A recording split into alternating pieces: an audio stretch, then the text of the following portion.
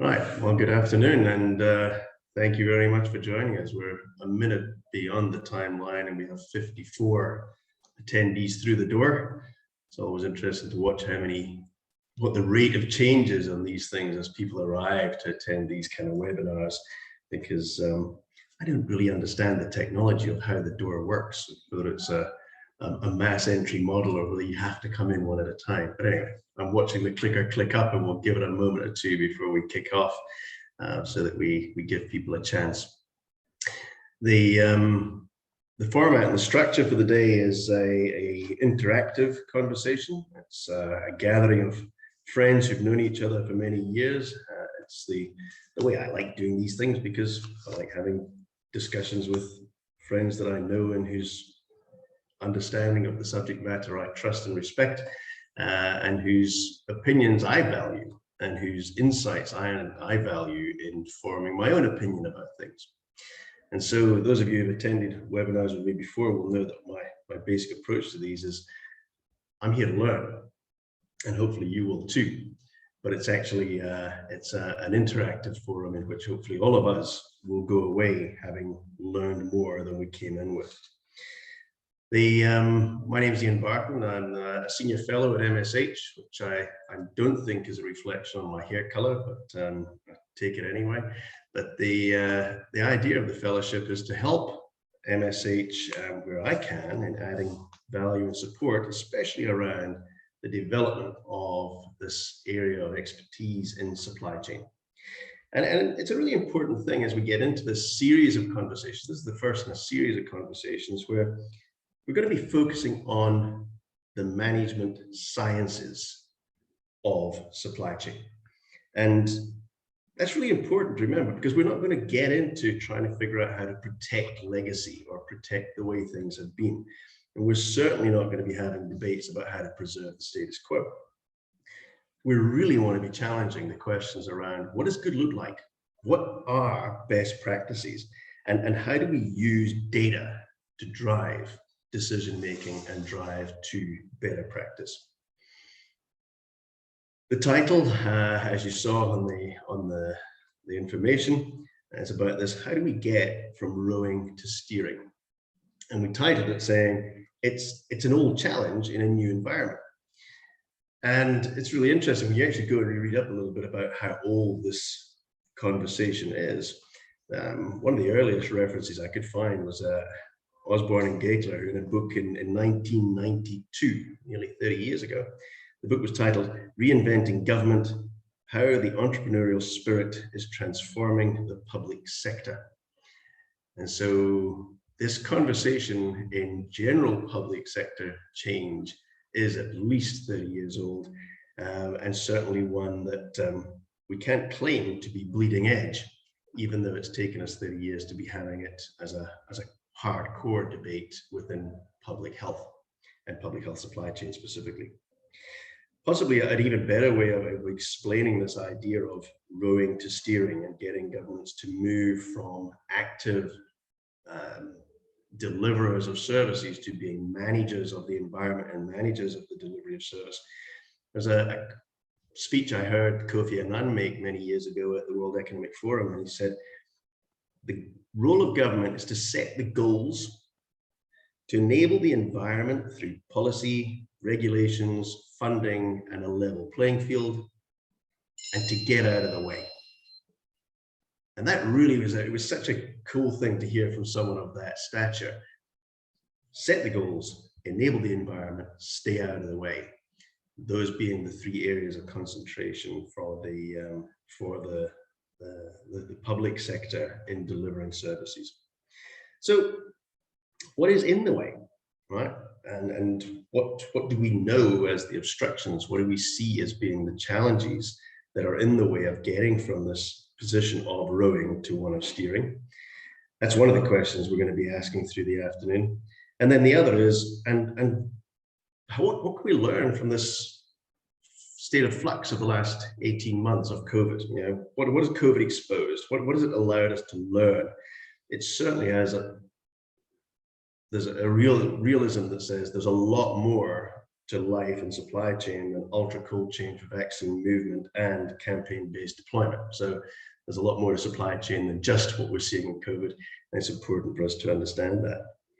So as we jump into it, please remember, as the audience, that this is a recorded event. So if there are things that we say or that we state, that you'll be able to circle back and catch up on it if you want to, or you can send it on to people to watch.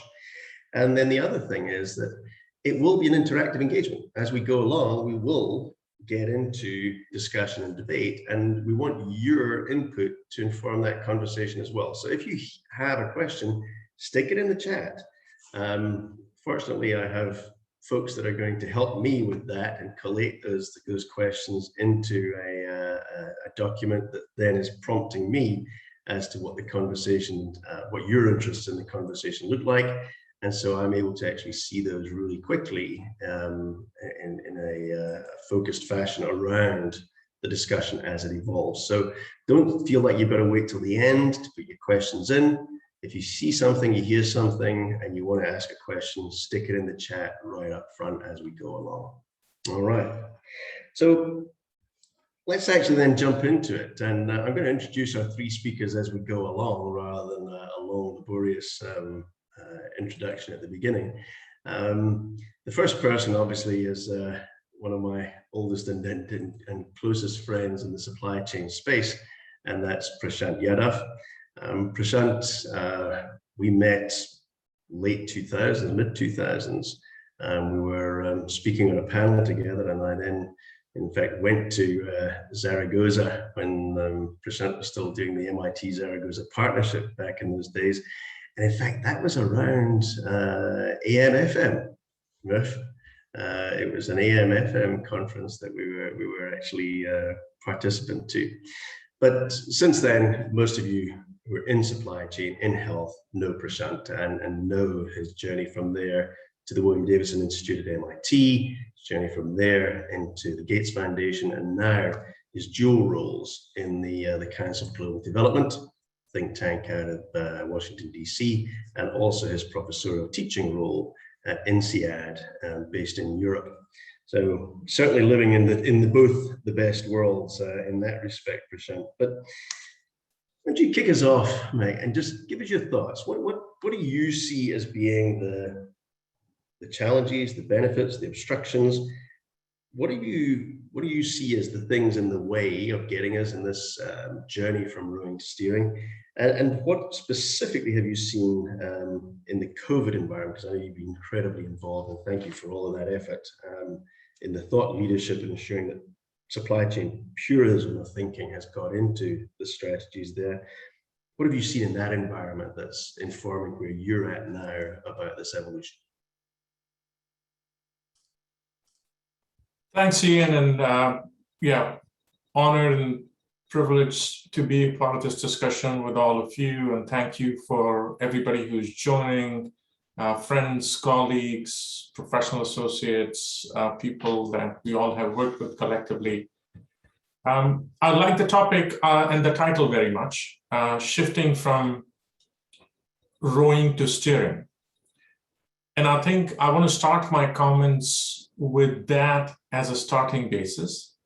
I think if we are serious about switching from rowing to steering, we have to keep in mind what are the prerequisites embedded within that analogy.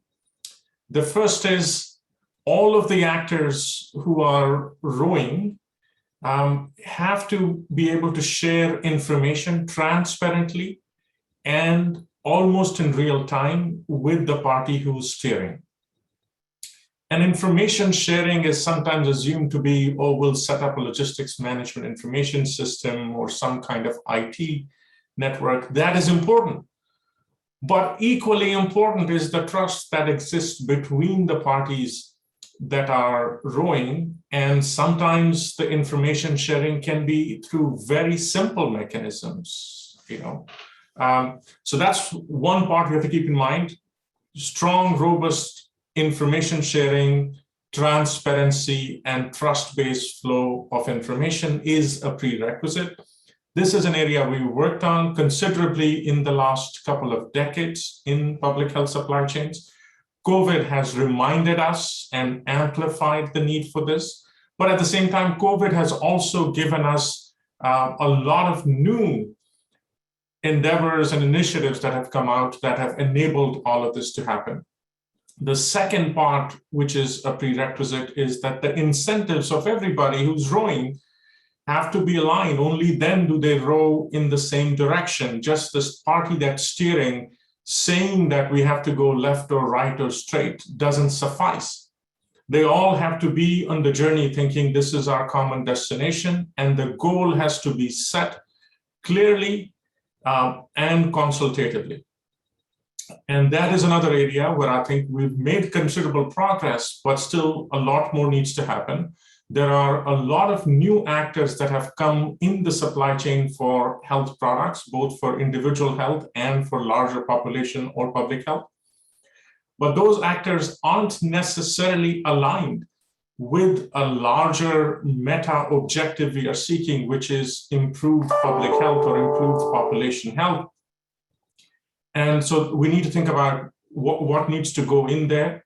Then the last thing I want to mention related to this is when we talk about steering, we are assuming that the value proposition of a multi-party supply chain and the need for switching away from owning a supply chain to coordinating or steering, that value proposition is clear and has been made as a compelling case to everybody, especially the agency or the government or the party which is steering. And the value proposition sometimes remains weak amongst the key parties. So I think we've got to make it clear that it's not just governments who have to switch or think about steering versus rowing. The future of supply chain everywhere, including multi-enterprise supply chains, is about not building it and managing all the necessary functions in the supply chain yourself, but being strategic and leveraging and investing in the right kind of relationships and partnerships. So we shouldn't be in the business of going to a permanent secretary or a minister of health and saying, well, governments should be steering, not rowing, but rather supply chains and multi-enterprise supply chains are everywhere about steering and not rowing. And it's about a careful look at what functions are the real core that the party which cares about the end outcomes the most wants to do itself, and what functions other partners and other actors have a stronger core competency in, and our ability to contract, to partner, to manage remains high. Then I think we've sometimes struggled in talking about the value of partnership and the switch to steering, because we've overemphasized that it is going to increase service levels. And I think we have to keep in mind that it is useful in all three dimensions of performance. So it helps deliver a higher quality customer or patient experience. There is a lot of talk about patient centricity, designing patient-centric supply chains. But when it comes to the real substance of what does it mean to have higher quality for a customer or a patient at the end of the supply chain, the things that matter very quickly lead us to asking who should be managing what actions and what functions. So then it brings us back again to this question of steering. The second thing which COVID has taught us is that in the switch from rowing to steering, we get higher flexibility. Our ability to utilize multiple nodes in the supply chain, some of which we don't even own or do not even have any existing relationship with, we can very quickly bring on those additional nodes, whether they are additional manufacturing nodes, additional warehousing nodes, additional transport arcs, whatever they are. So the value of flexibility And the fact that flexibility is higher in a model in which the government is steering is something that has become amplified and clearer due to COVID in the last 18 months. But we have to reflect and bring that out much more clearly, that flexibility in steering is not only for health emergencies and pandemics. That's something that also is important in routine health product supply chains.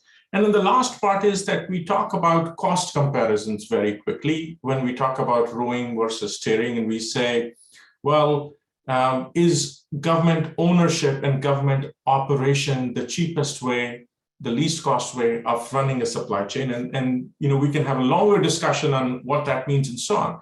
But I think what we've got to keep in mind is that it's not just about how much it costs, it should also be about cost certainty. And what I mean by that is, if you are setting the budget for a multi-year supply chain operating and capital expenditure program, having certainty of cost sometimes is equally, if not more important than having lower unit cost. And this switch from rowing to steering also brings about much higher cost certainty.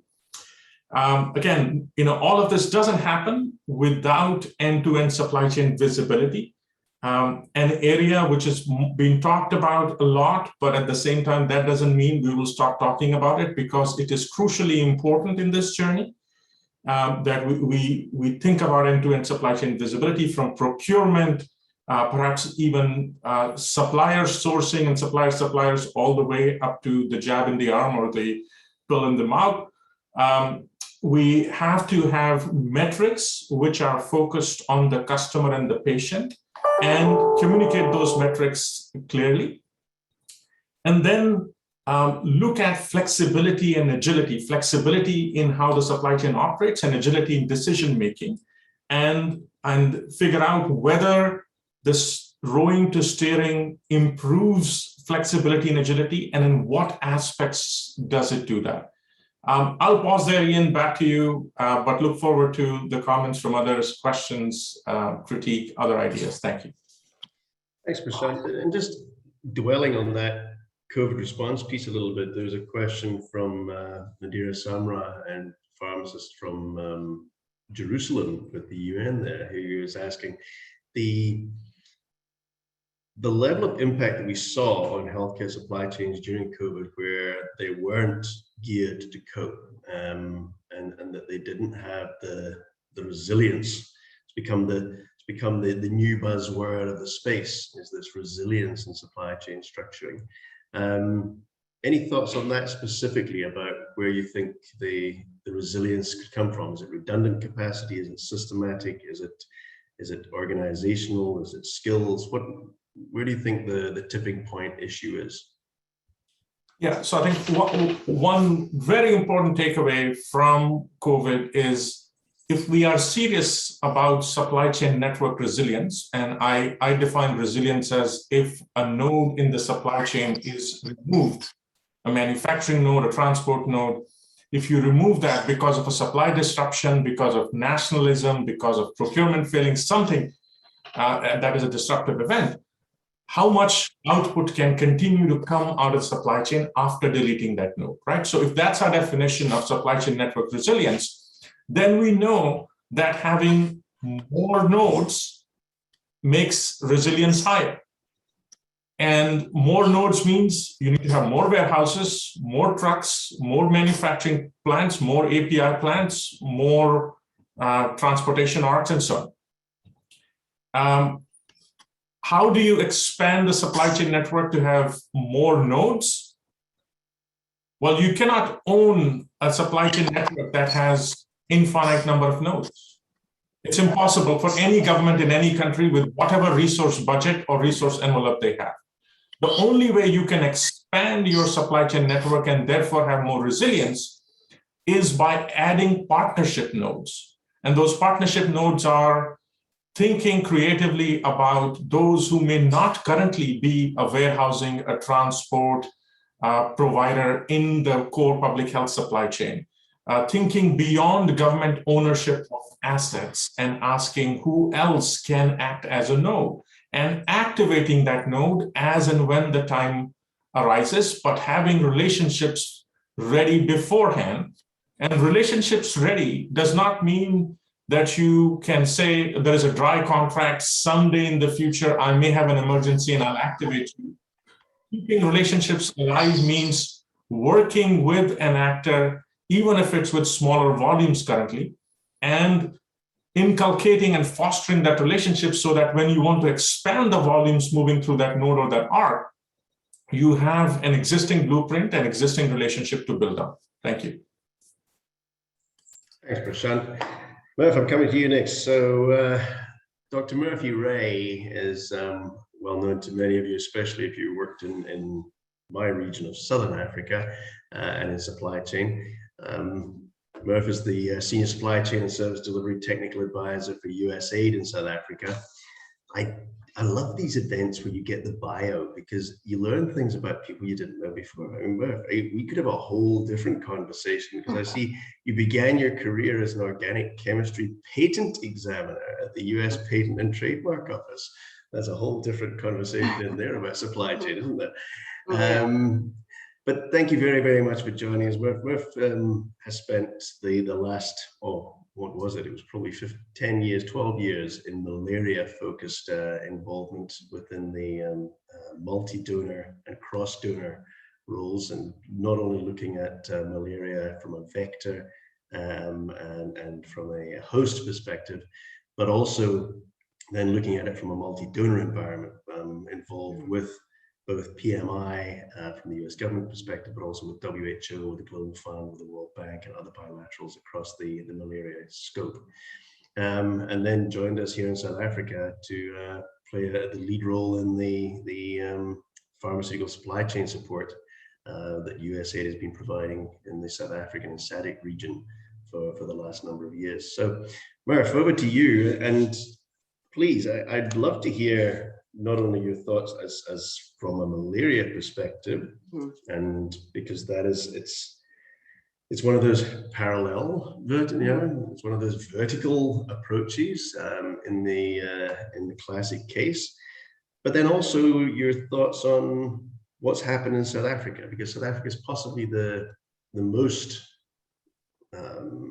robust case of this move from rowing to steering. And certainly, I think there's lots for us to learn out of that. So over to you. Thank you. Thanks so much, Ian.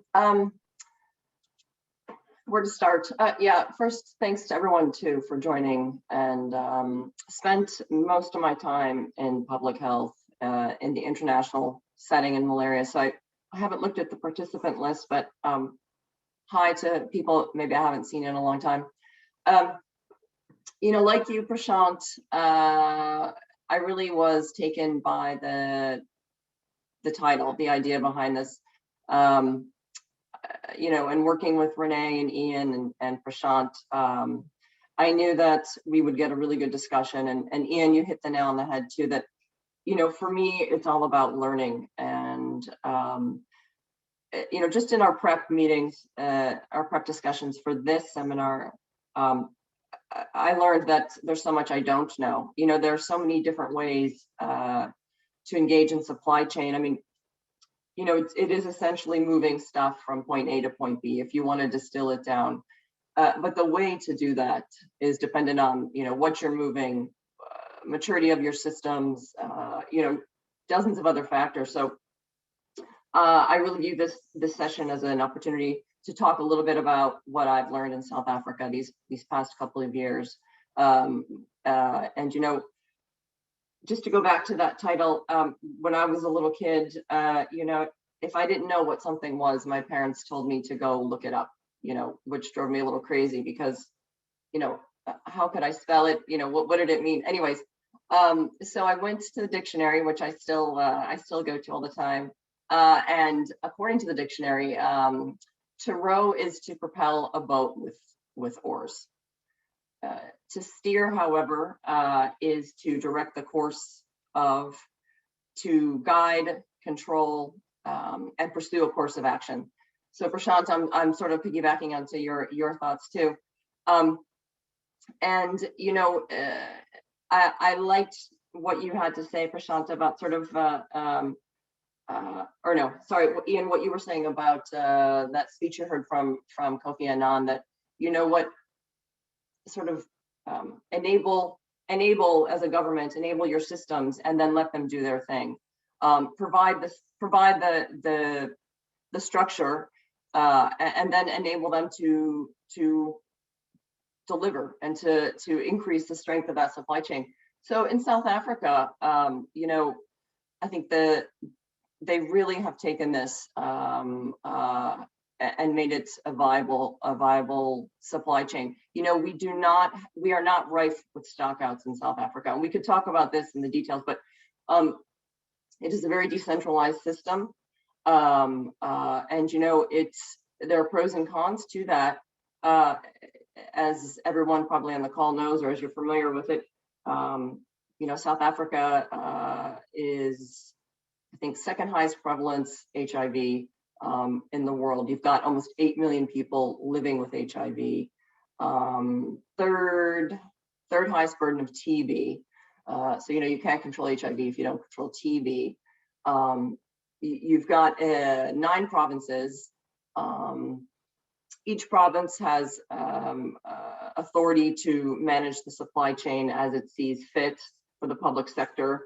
And, you know, this sort of step back approach from the central, you know, from the National Department of Health, you know, there are opportunities for challenges, but South Africa has systems in place. We could talk specifically about a few of them, but many of you who are familiar with South Africa may know about their National Surveillance Center. And Ian, you wanted me to talk a little bit about what's happened in South Africa. You know, I think we can't have this conversation without invoking COVID-19. You know, I've only been with the program there for a couple of years, so started there right before COVID hit at end of 2019, and then COVID. South Africa went into one of the most strict or most stringent lockdowns in the world. Level 5 lockdown. There was zero movement in this country for 2 months. You know, halt on flights. So the impact on the health commodities was feared to be dire. But to be honest with you, South Africa really demonstrated, maybe thanks in part to COVID, really where the vulnerabilities were in the supply chain, where the gaps were, and the NDOH really rose to this. You know, not only did we not see huge drops in people on treatment, we actually saw the growth of a then recent rollout of their first line, which is TLD. After some hiccups, but frankly, you know, all last year, that the ability of the government to work with contractors, contracted TLD vendors, to work with the provinces, to move commodities where needed, was pretty amazing to me. I don't know if this is the place, Ian, where we get into some of the more specific examples, but yeah, okay. So one thing I really wanted to talk about, and this is in part to some comments I think I saw about the seminar, not calling any of our colleagues out, but you know what? I really appreciate people sort of approaching this with you know, this is supply chain. Ian, you said I liked your research here. 30 years or so, we've been kind of dealing with this in the public health, at least, you know, trying to get our hands around it.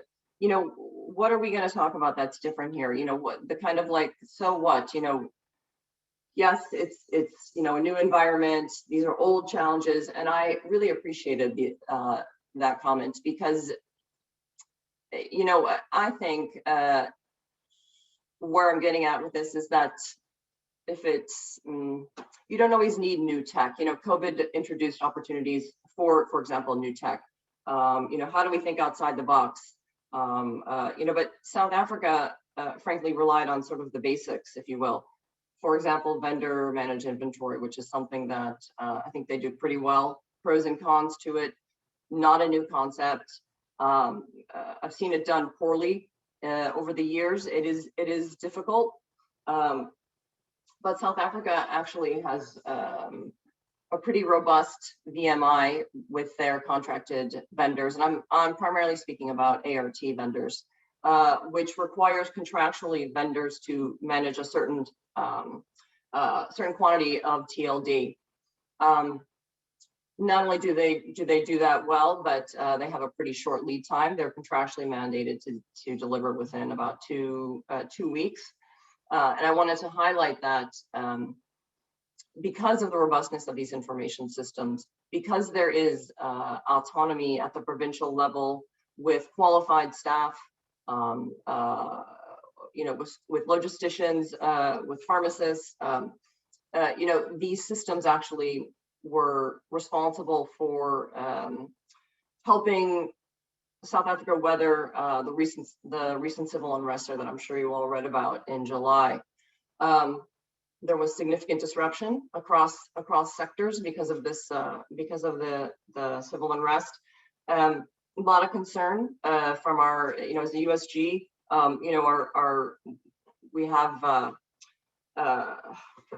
we work at the behest of the government of South Africa, but we are a USG agency, so we also are accountable to our US Congress and our colleagues in Washington. And there was tremendous concern about what would happen to maintaining people on treatment for ART. I would say that because of these robust information systems, because of the VMI system that we have in place, as you said, Prashant, take away a known, and what happens then? What defines resiliency? Information gaps were filled because there are reliable information systems in South Africa, and in fact, there were not mass stockouts. Vendor managed inventory was able to sort of fill in the gaps that were presented because of the civil unrest. Lead times for TLD were shorter than those contractually mandated. So I don't want to take us too into the weeds, but my point is that, I don't think the idea here, from rowing to steering means we have to develop crazy new systems, expensive tech, niche processes. I think, it's going back to basics. It's vendor managed inventory. It's building information systems up. It's making data transparent. And I think that South Africa recognizes this. This isn't their first rodeo in trying to manage HIV control. This is a problem, obviously, that has been around for decades. And to the credit of the NDOH, they're really able to recognize where their strengths were, and where there were gaps, they were able to meet those needs. Maybe I'll stop there. I feel like I'm rambling a little. Thanks, Marv.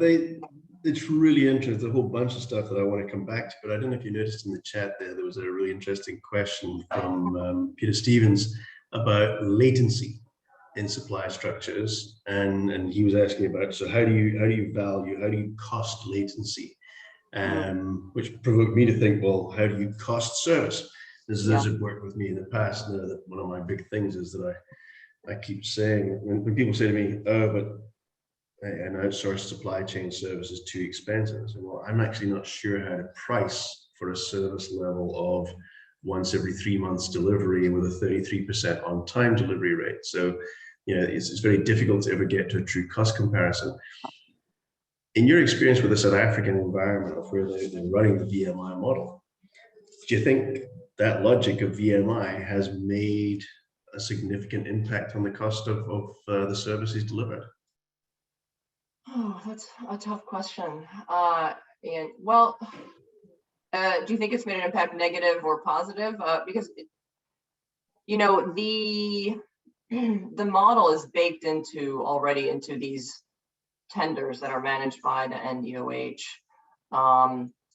As probably many on this seminar know, are aware that the buying power of the government of South Africa for ART globally is as significant as USG or Global Fund, just talking about two major donors. And their ability to negotiate, landed costs is to be lauded. USG, we do not buy ART, so we are not getting prices that say the primary procurement agent of PEPFAR USG would be, which is the commodities project, GHSE PSM. But you know what, these are competitive prices, and the VMI model does, in my experience, has not greatly inflated the costs, per treatment basis. I do want to say one thing though, Ian, and this makes me go back to my malaria days. When I first started working for the USG a long time ago, and I came to understand procurement and also the objectives, or not the objectives, but the necessity under USG. This is no surprise what I'm saying. What drives US government procurements and actions, I should say, and activities is best value of goods. How do you get the best value for goods and services offered by the USG? So maybe when I first joined, I was naive to think that that was the cheapest. Completely wrong. But dollars do speak. I worked for 2 initiatives now in my time at USAID, and we answer directly to the US Congress. So these are the taxpayer dollars. And I personally take that very seriously, and I know my colleagues do as well, that to be good stewards of this money is critical, but best value for your money doesn't always translate to the cheapest thing possible, right? So I think this VMI model has proved agile and flexible enough. One potential for this to go sideways is the vendors are obviously not comfortable, and from a business model and from a financial standpoint, you can't be holding inventory, right, for months and months. And in a country like South Africa, with the prevalence it has, the contractual mandated volumes they have to hold, this is not insignificant. We're talking about 8 million people almost with HIV, and a goal by the government of South Africa to get as many people on treatment as possible and to reach epidemic control. So it's a business decision as well that I think doesn't always work, because vendors will bear the responsibility for holding all this stock at one point, right? So COVID did introduce some hiccups into that initially, understandably so. I think the NDOH and the vendors did an excellent job of managing these risks, which at that point were being really, the brunt of the risk was held by the vendors. But this was also simultaneous to the rollout of this new treatment in South Africa, TLD. So I don't know if that answers your question, or if others feel strongly one way or the other, because I've seen it in malaria. Yeah. It's a really cool answer, and it actually segues very nicely into one of the things I was going to ask Renee about too. So Renee Berger, Technical Director for Pharmaceutical Systems and Supply Chain at Management Sciences for Health. Renee and I have known each other also for a number of years, and I seem to have this habit of developing close friendships with my biggest competitors. I see a couple of them in the that are attending here today as well, that have become really good mates. We started off as competitors. Renee, you came out of a background of USAID environment. You spent 25 years in the field, working in Kenya, working in Tanzania, working in Zambia, here in South Africa, and then you moved into contract service delivery with commodities in the GHSC contract. It's a $9.5 billion contract, and it's across all the different product sets. Given that understanding, given that scope of practice, any thoughts on this challenge that came there in that last part of what Murph was saying around this issue about who has the risk, who has the accountability, and how that balance lays off? Thanks, and apologies if I blinded anybody before with my son. And good morning, good afternoon, good evening to everybody. It's nice to see old friends, as Ian said, and sometimes you keep your enemies close, right? But your friends closer, hopefully. But So it's a great question. I was going to go somewhere else, but now I'll come back this way. And the nice thing about being last is you get to sort of segue or build off of others' comments. I think, you can take that risk question from a number of perspectives. If you look at it from the donor's point of view, a donor wants to hedge risk, right? And if as a donor, you can put that risk back on a vendor, that's great. If that vendor is willing to take a risk and willing to give you a reasonable return without, really having to increase costs significantly. So if they're willing to bear that cost, that's great. And I think, as Murph is saying, best value isn't necessarily lowest cost. And the way to keep a healthy market is by keeping multiple vendors in that market so that they play off of each other. Because if you wind up just driving costs down so low, and if that's your only driver of mitigating risk is at lowest cost, then you're likely to wind up with a monopoly situation that is not going to be healthy in the end. I do think that, if you look at risk then from the supplier side, what do they want? A supplier wants to know that you've got guaranteed business coming in on a frequent basis and can understand what your demand forecast looks like. And I think this goes back to where Prashant started a little bit, is it's not just the IT, but I do want to stress that I think the IT is very important, and we haven't gone nearly far enough there in terms of that ability to really row or steer the boat by ensuring that we have a solid system in place where you have data visibility. A supplier, and when I was at PSM, what suppliers said to me was, we want to know what the demand looks like for the next year or the next 18 months or 2 years. And we want to know, how do we then manufacture to that demand? And without that, you can't expect me to turn around and be able to supply on short notice on quick turns if I don't know what the demand forecast looks like. And how do you get that? And I think COVID has shown the fragility of our supply chains. And I think what we've hopefully come out of this realizing is that having greater visibility into our supply chains is a benefit to everybody, to suppliers, to the steerers of that supply chain, and ultimately to that patient and beyond. So, one of the things I wanted to focus on a little bit is that whole, is it a communications conversation? Yes, it is. But where do we go with information systems? And my big hope coming out of COVID in terms of trying to find the positive in this unfortunate would be that, how do we use this to leapfrog the same way that cell phone technology leapfrogged wired technology into getting us to a place where everybody realizes we need some level of end-to-end visibility? I would proffer that there is more data collected and greater visibility in your grocery store or supermarket chain than we have at our country level in our supply chains. Every time we swipe an item or an item is swiped, you've understood consumption, and that consumption can turn into demand, and that can turn into future supply. We can't do that today within our supply chains in most of our countries. And even South Africa, who I agree is very much further ahead than most, we don't have that last piece of how do you connect from that short turnaround procurement into actual delivery. And we're still left doing annual forecasting and quantification activities where we're trying to aggregate and make estimates of demand without really knowing what our true consumption looked like.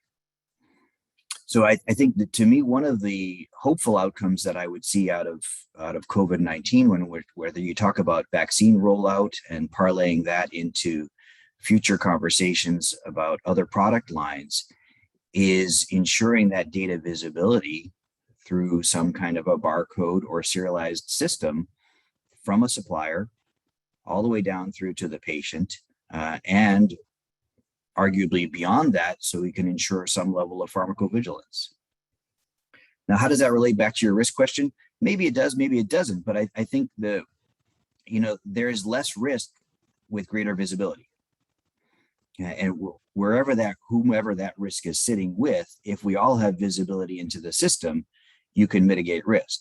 Is consumption not meeting what we have for supply? Are we ahead on demand? Is demand not matching up? You know, all of those allow us to hedge risk in some way, shape, or form. And I think if we are to really build a true serialized system that would run from supplier down to patient level and beyond, we would be able to mitigate risk from that point of view too. And I think that would allow countries and others who are managing their supply chains to mitigate risk writ large. But let me stop there so I don't start rambling on.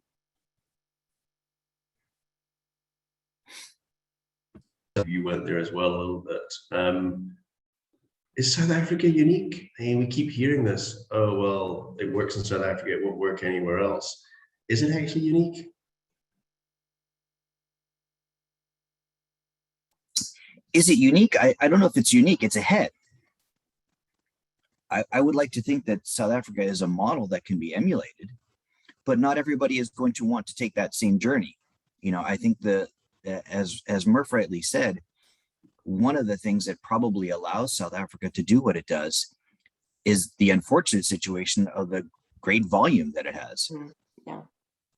It's a lot easier to run tenders and perhaps a requirement to run that kind of a tender managed process rather than an owned process because of the absolute volumes you have. And it goes back to what Prashant said.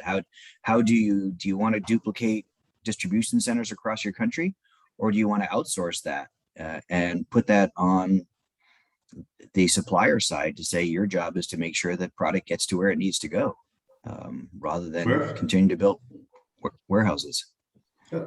Yeah, thanks, Ian. Thanks, Renee. You know, I got excited to jump in because this topic has come up,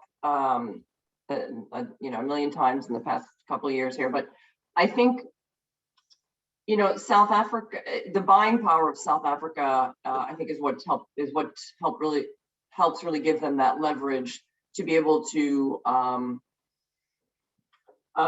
do what they're doing. And one common question that keeps popping up is, okay, well, and I'm just picking, let's talk about SADC countries. All right, if I'm Eswatini or Lesotho, am I really going to be the next South Africa? I'm not picking on any of these countries, but, you know, we're talking about countries that have high prevalence, geographically, obviously smaller, population much less, resources, you know, not probably as significant. But, you know, what then about South Africa filling a role as perhaps a regional lead, you know? So I'll just, for example, local production, might as well bring this up now. Let's talk about local production. And okay, so Ian, I know you have some history as well around this, predates me, and I learned a bunch just in our conversation the other day. But you know, we've had conversations with other donors, conversations domestically. Why doesn't South Africa start thinking about true local production? And I mean, from API, excipients, whatever are needed, up to the finished pharmaceutical prep. You know, they have the markets. This is not going away. You know, this is lifelong treatment. Our vendors not interested. I won't pick on any one manufacturer, but if I am a large manufacturer of ART, is it a good business decision for me? Could be. There is some local production with a couple of the contracted and DOH contracted TLD vendors, but you know, then it always goes. So for a variety of reasons, this hasn't happened, right? And also, if you're going to jump into API production, I think we could all say that it's tremendous level of effort, lots of funding, a huge commitment. Okay, but what about on a regional level? Perhaps with COVID-19, this has come up again, and you know what?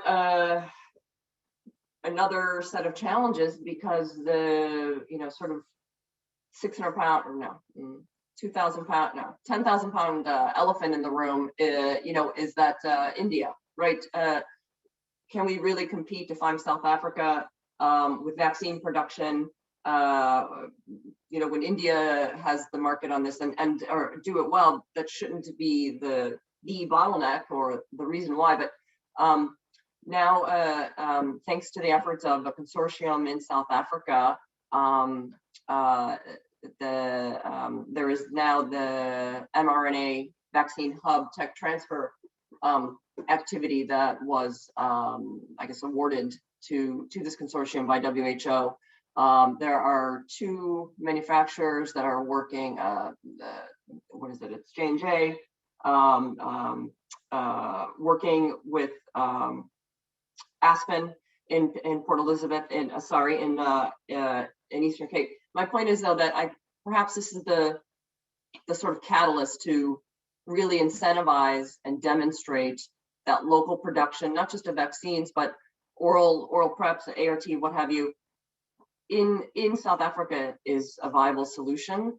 One concern is that if I'm South Africa, or I'm picking on South Africa because I know them, and I know that context, but if I'm South Africa and I'm going to invest in the manufacture of mRNA vaccines, in this case COVID, but we know about one of the attractive features of mRNA is the ability to translate that to other disease states. For example, let's just pick malaria.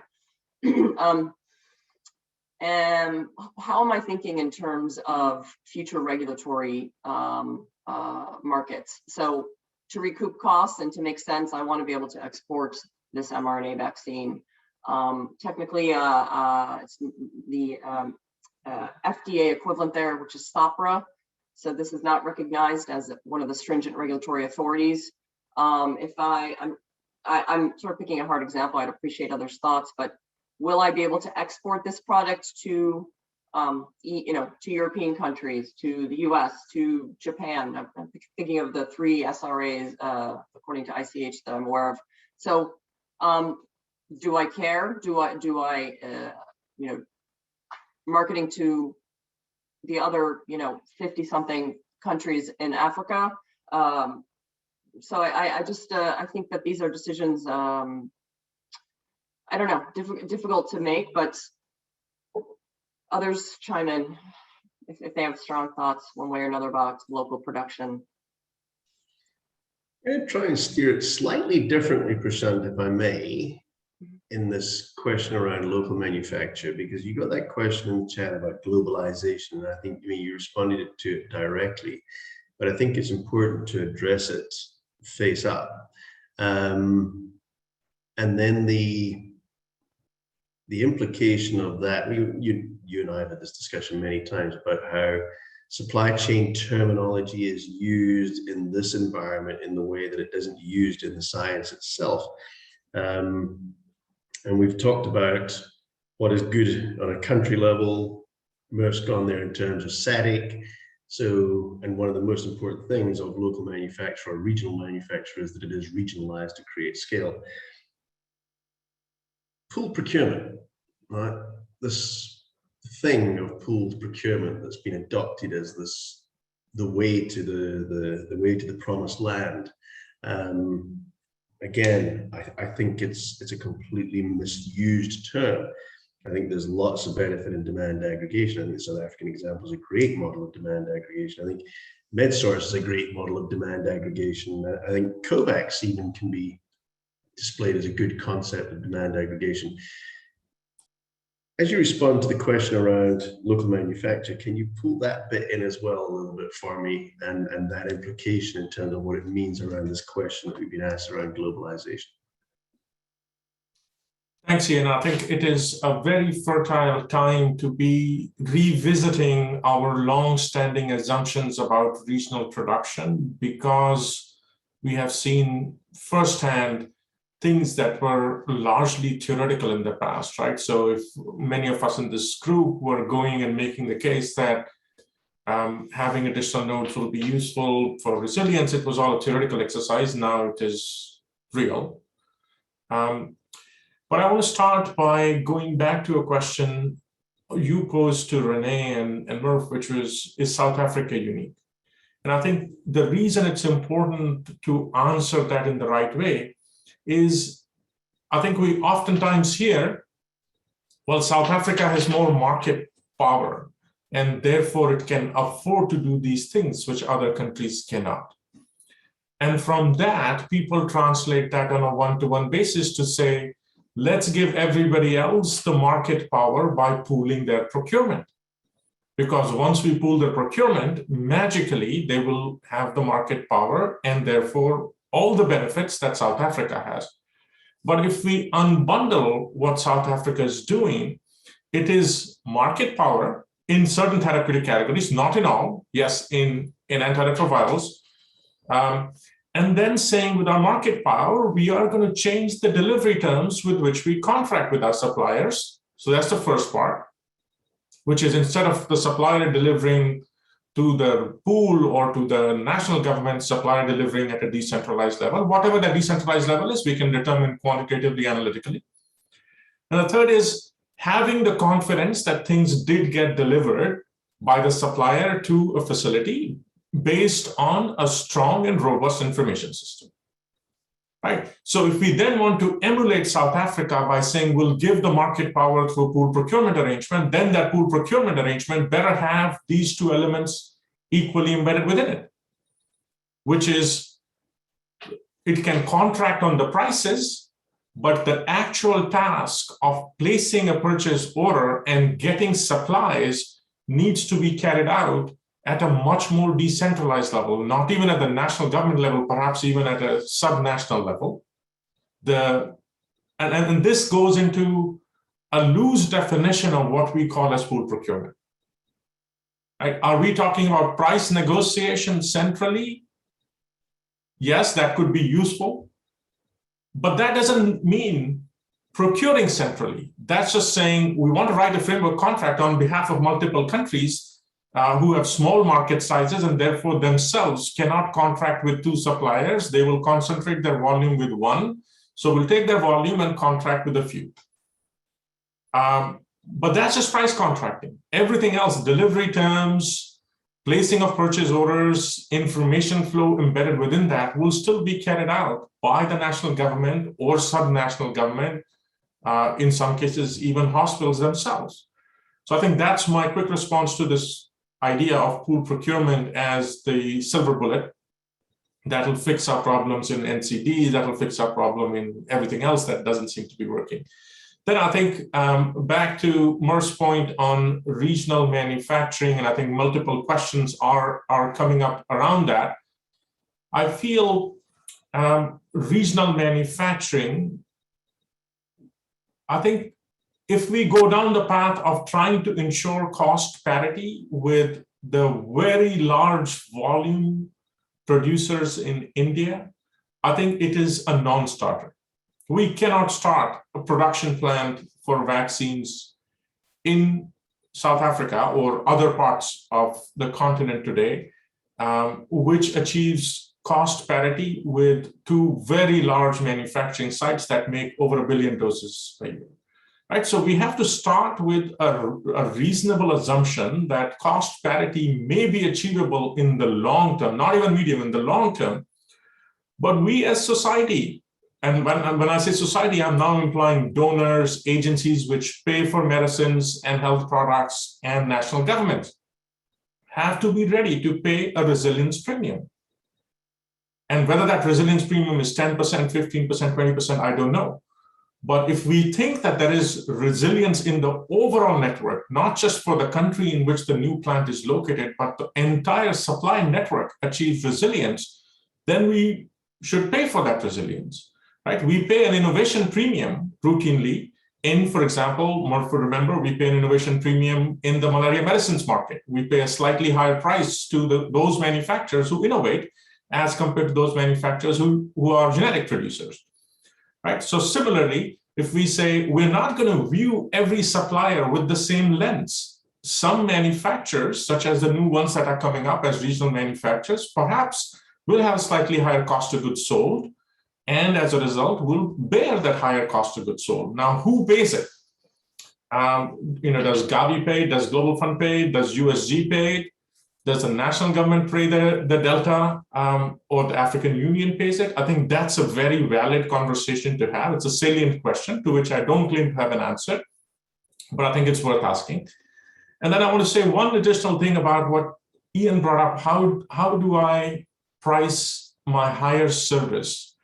I think we are at a time where we can start the thinking around leapfrogging to value-based payments for supply chain services, and not contractual payments which are based on here are the activity lists that you will do and we'll pay you based on these activity lists, right?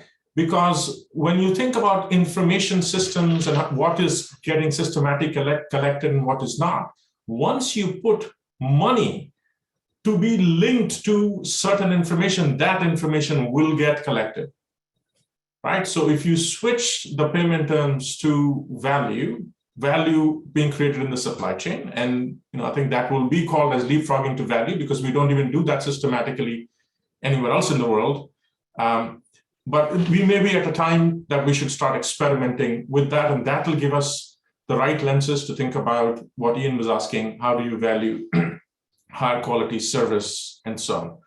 And I think Renee brought up a very interesting and important point about, do we mitigate risk or do we shift risk? So I think as a community, we have very quickly, and I agree with you that the only two ways to think about risk are you measure and mitigate it through information, or you park it in the party that is best suited to take on that risk.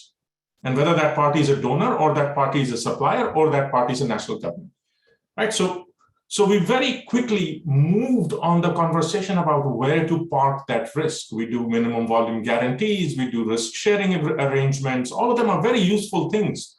But in doing so, we forgot that through information, we can mitigate some of these risks and we can reduce them. And if we have a strong information system that collects, like the retail and the grocery store example you gave, Renee, we will have much lower risk. And that in a sequence should perhaps be the first order of business we ought to invest in. But again, it's not a new topic. I'm not the first one talking about we need end-to-end supply chain visibility. We need point of use information systems. Why doesn't it work? Well, we don't have large systematic studies in this, but whatever we do know points to the fact that we want to collect information without giving anything in return for it.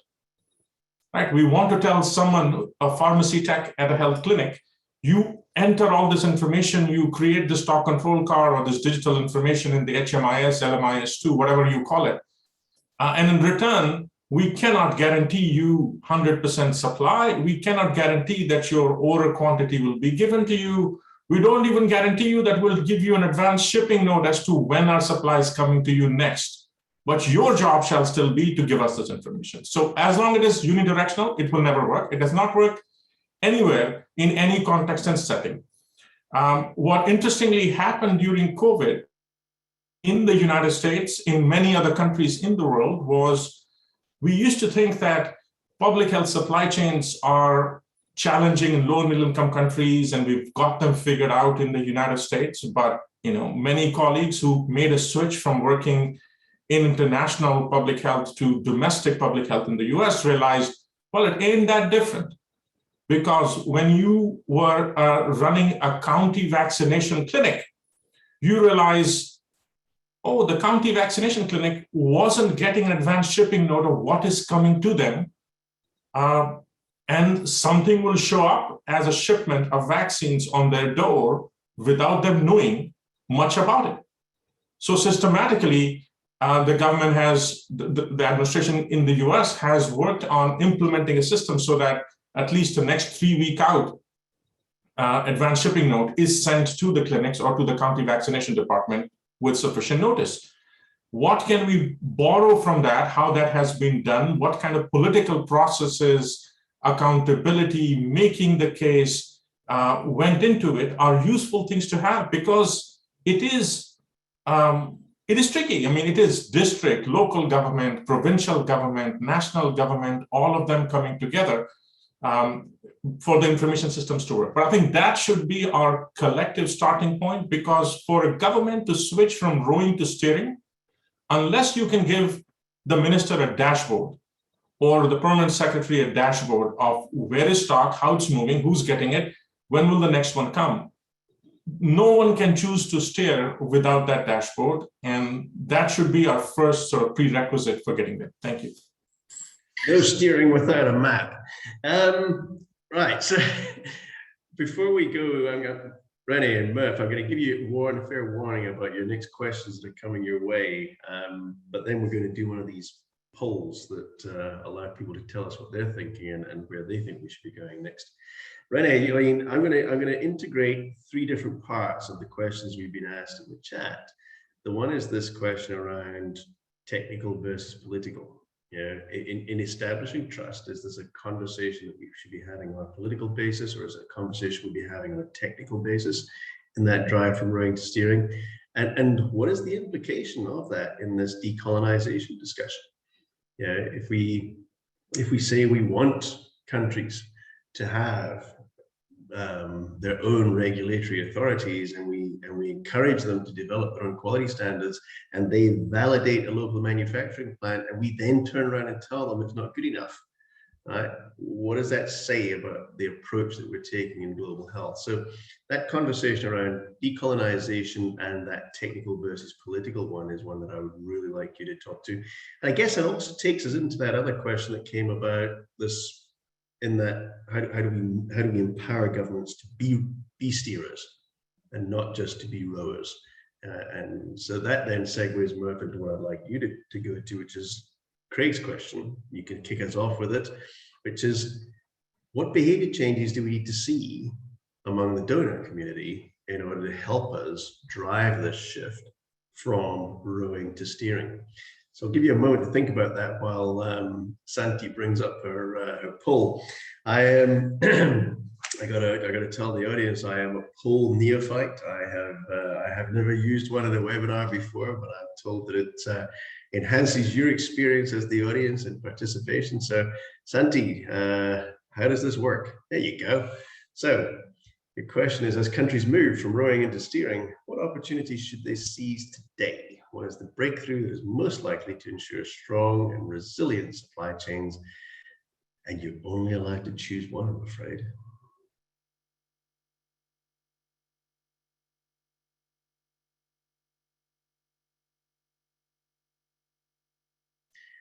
I'm not sure how I feel about this statement at the bottom that we're not allowed to vote, and how democratic that is as a concept, but yeah, okay.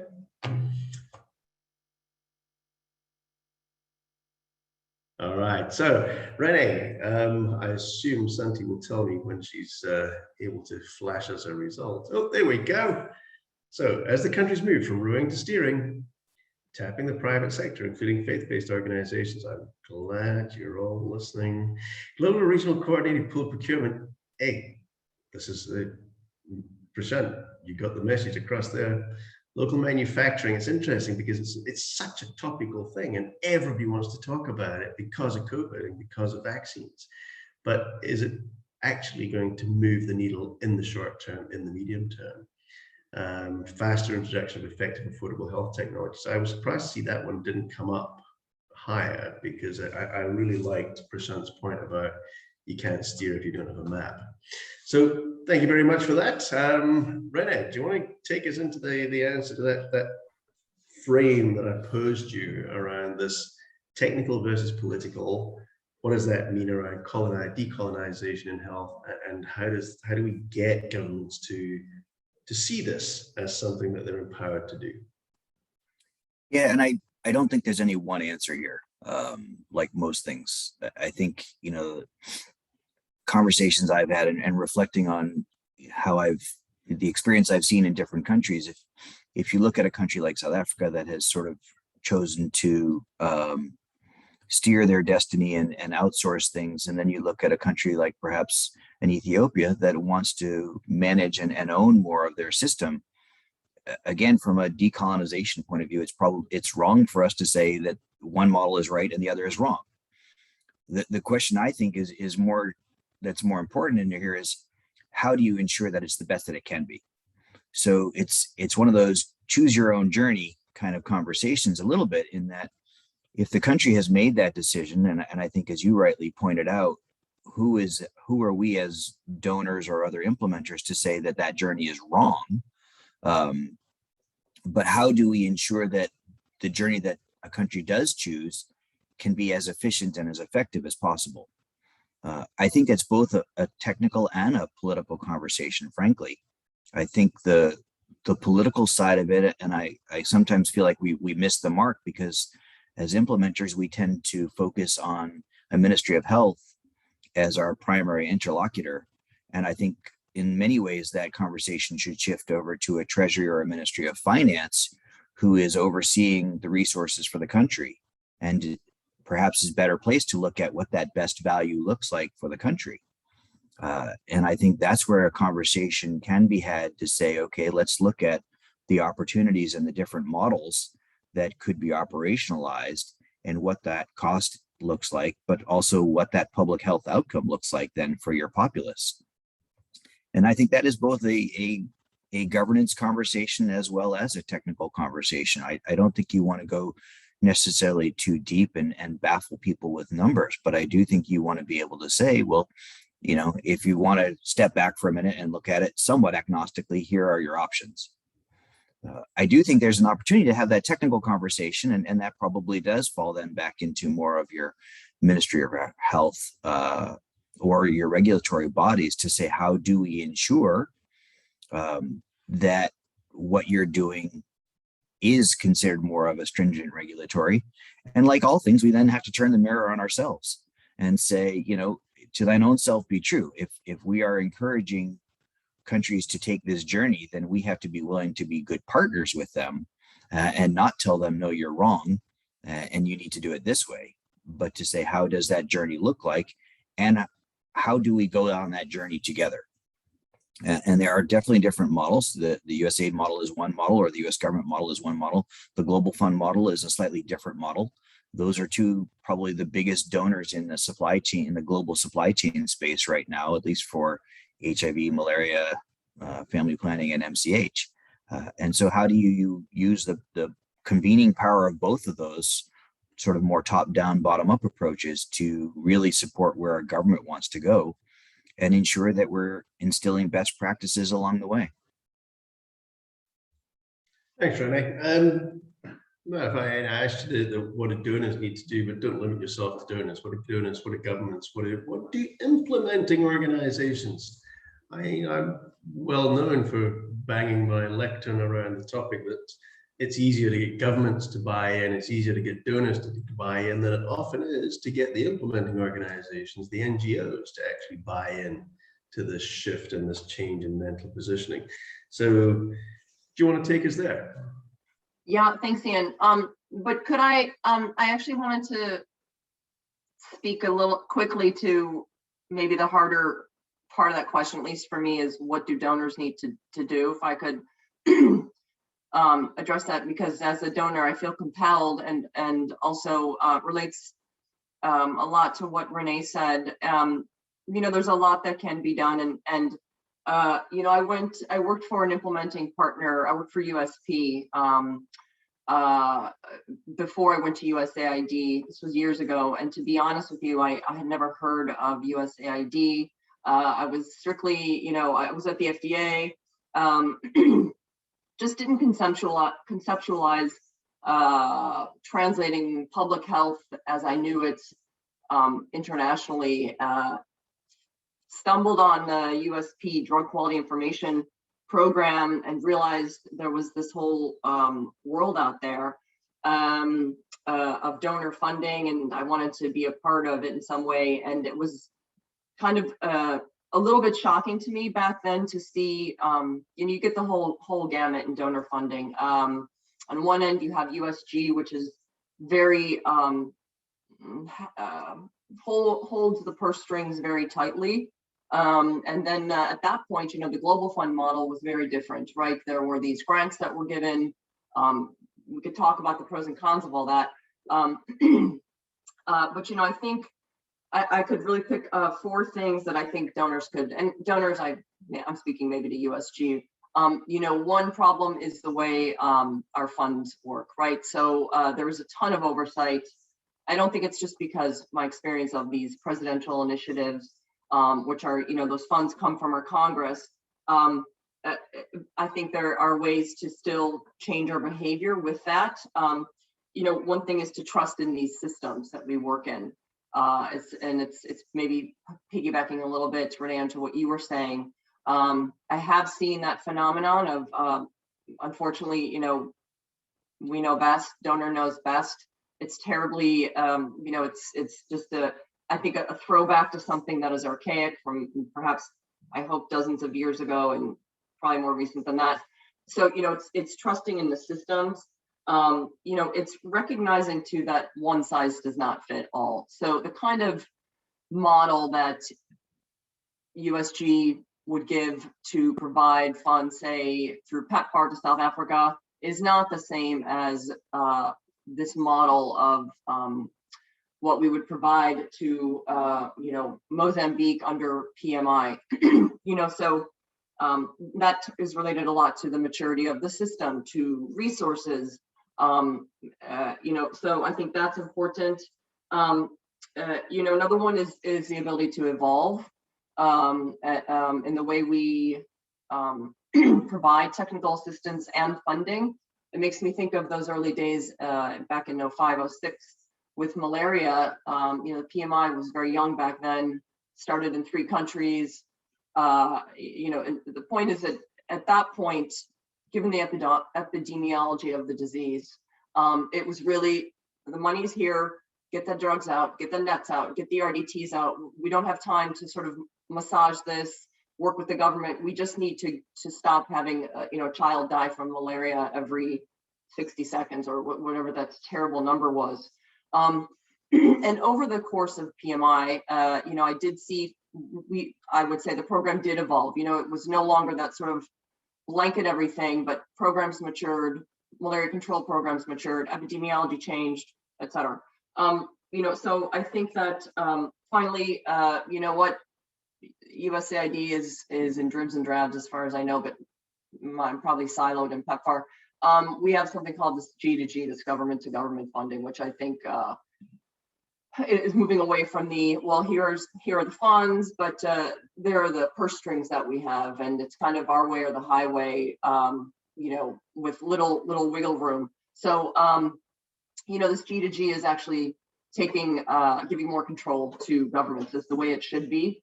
So maybe I'll stop there. I know you wanted me to talk about implementing partners, Ian, but I think from my standpoint, I think it's a little bit easier to sort of, if you get a contract with the USG, you basically do what you say you're going to do, or else sort of thing. But by and far, you know, I found that to be a little bit easier to manage than how to change our own behavior. Thanks, Murph. So we're down to 10 minutes left, and so before I come to each of you for closing comments, which I'm going to do in reverse order, so Rennie going first, then Murph, then Prashant. We're going to run a second poll, because in my long-standing and broad experience of the use of polls in these webinars, I think it was really great to hear what your thoughts are and where the opinions are landing and what is resonating with you and what is not. So Santi, if you want to bring that second one up, and while we're waiting for that, I just want to mention there were 2 comments. Patrick came first and then Craig's responded to it, which is around this issue of corruption as a driver, as an obstructor to change. And I think it's important to acknowledge, but I've run some big commercial organizations in supply chain, and I have some very, very good friends who've run some of the biggest supply chain organizations in the world. And I can assure you that corruption in supply chains is not unique to the markets in which we're concentrating in this conversation. And so I don't think we should allow that to be something that stops us achieving progress. It's something that we need to be aware of, we need to be responsive to, but it's not something that we need to allow to obstruct us in our progress. So question 2, what is the most important thing that LMICs need to shore up as they fast-track broad and long-lasting supply chain transformation.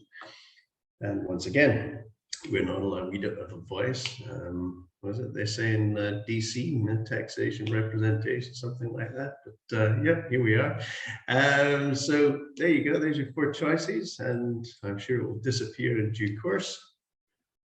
And then after a little moment, we'll get our responses. So what do we think they need to be fast tracking? What do they need to shore up as they fast track broad and long lasting transformation?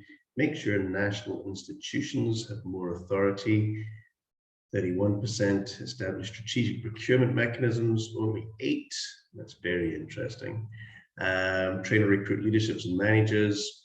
That's a very interesting one. There's a difference in what training and skills people need to be a steerer versus a rower, isn't there? It's a very different landscape of training and skills development. And then quickly employ new or better data information capabilities, 47%. So yeah, make sure the institutions have the authority, make sure the information that the institutions have the information. No steering without a map. All right, so thank you very much for that, Santi. You can take that down. And yeah, as we go into this last 8 minutes, can I just ask each of you for final thoughts? I mean, it's been a great discussion. I certainly have got my usual pile of copious notes in red ink that of ideas and things that I've been learning as we've gone along. Renee, what's stuck out for you? Yeah, thanks, Ian. I guess I would say we have an opportunity to make good out of a bad situation, which is, we've all been sort of ground our world to a halt through the COVID pandemic. But I think that the good that can come out of it is, I've never seen as much conversations around supply chains. It's in the news all the time. And I think that greater visibility from just the concept of a supply chain and the greater understanding of how fragile they can be is probably not a bad thing for all of us in this sector. B, I would hope that we can use this opportunity to leapfrog. The fact is that because of the pandemic, we've also mobilized billions and probably trillions of dollars as a response. And everybody wants to ensure that the products that come out, vaccines or other therapeutics, are used to their fullest extent. And the way we get that these days is through better visibility. So I'm hoping that we can harness that and these resources in that direction to leapfrog not only for the pandemic response, but also for other global responses and country level responses for what are now more ongoing diseases. And then lastly, I would say, to me, these conversations are important to remind us all and to hear from each other, where are we going, to have a little bit of a healthy debate. We tend to be like-minded more than unlike-minded, but I think it's opportunity for us to ensure that we're hearing from all different points of view and can walk away from this perhaps changing our perspectives a little bit and saying, maybe I need to do something different or operate different, or as an implementer, I need to steer ourselves in a different direction so that we can continue to support countries and others who are looking at this steering opportunity. So I look forward to the next couple of rounds of these conversations, and thanks to everybody for participating. Thanks, Mike. Murph? Yeah, thanks so much, Ian. Renee, your comment about supply chain being part of the sort of lexicon of people now totally resonates with me. And it reminds me, when I first started this work, my parents, second time I'm mentioning my parents, that's a little funny, I didn't mean that. But my parents said to me, this was in malaria days, Murph, what do you mean? Like, why can't you just follow Coke?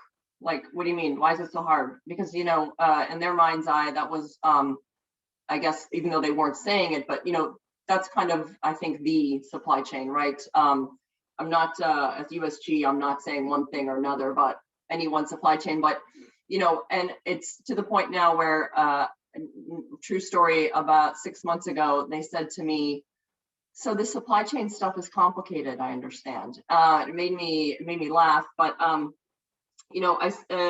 I guess the takeaway is that, as I said to them, and I've said before, that no one supply chain for any one commodity is so exquisitely managed around the world, US, wherever, that you will have, full supply of that product in, appropriate min-max levels, 365 days a year. That is total fantasy. So, that's one thing, and that this sort of perfect should not be the evil of pretty darn good.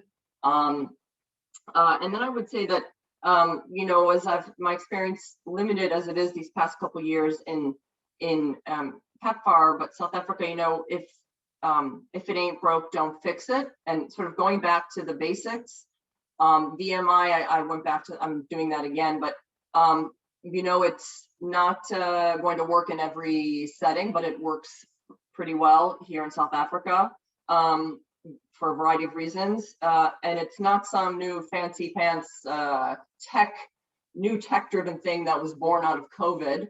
And then finally, data. I say that with a caveat, I'm not a data junkie. I've run into so many of them. Like any piece of data is we must have it, and we must, oh my goodness, no way. It's, I've seen more funds, I think, wasted, if you will. And I don't mean with USG, I mean everywhere, on just collecting data. Well, however, I didn't get a chance to say much about it, but in South Africa, the National Surveillance Center was around for some time, but frankly stood up and made sort of, I don't know, I call it the Terminator now. It's this, thanks to COVID, but it's data driven, and it's thanks in part to COVID for shining a light on this existing system that had legs and just needed some attention.